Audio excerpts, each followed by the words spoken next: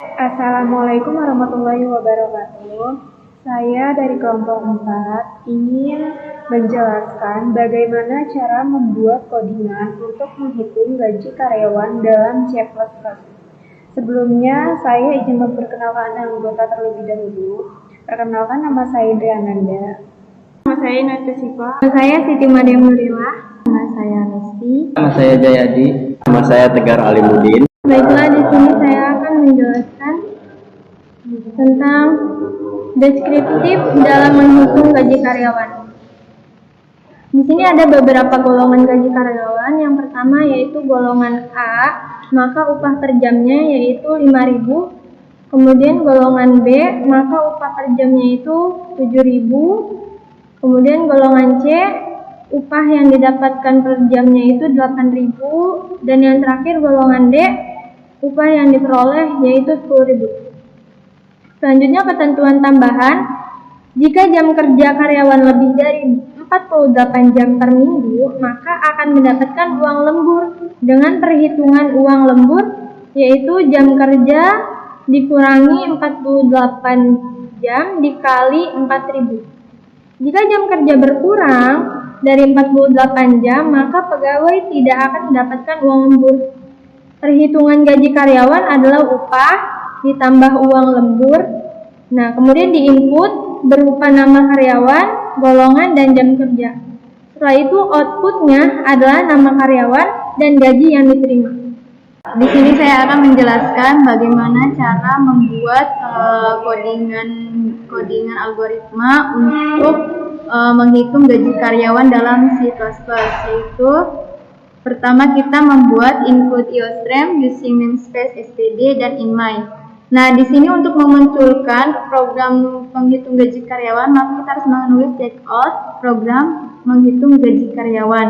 Lalu di checkout lagi n.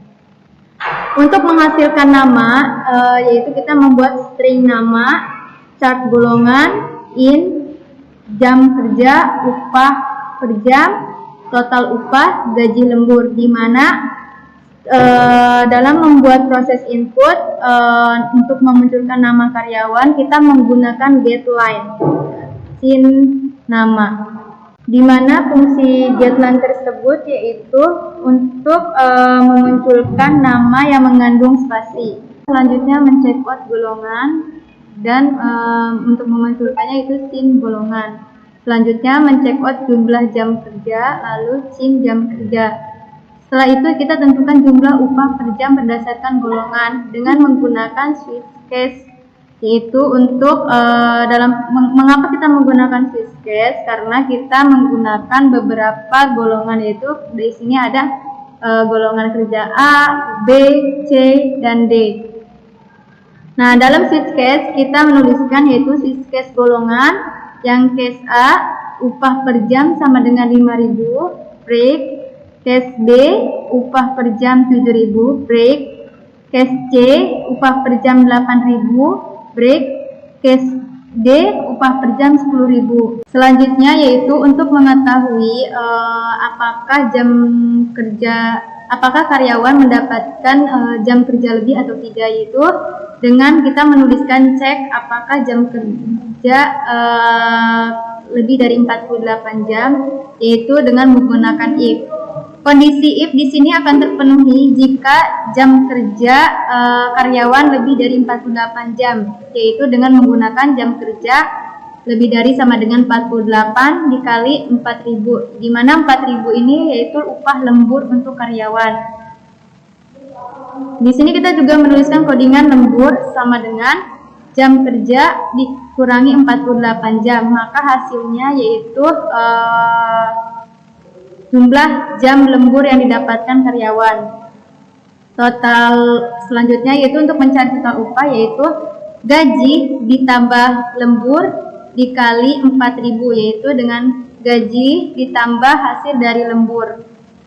Selanjutnya yaitu proses output. Untuk melakukan proses output yaitu kita harus mencekot NL, yaitu checkout jam lembur Anda sama dengan lembur per jam. Lalu mencekot Anda menerima upah berapa yang dihasilkan dari total upah. per minggu.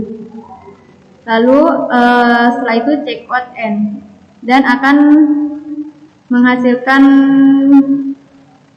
hasil cetakan yang kita inginkan. Baik, selanjutnya kita compile run lagi. Maka kita akan keluar cetakan. Pertama, nama karyawan. Kita tuliskan saja di sini nama karyawan Jayadi.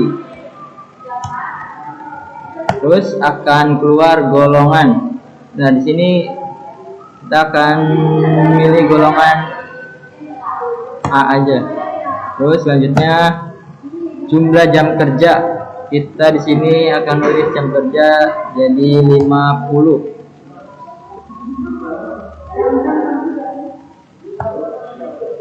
Jadi maka akan keluar jam lembur Anda 2 jam dan akan menerima upah 258.000 per minggu.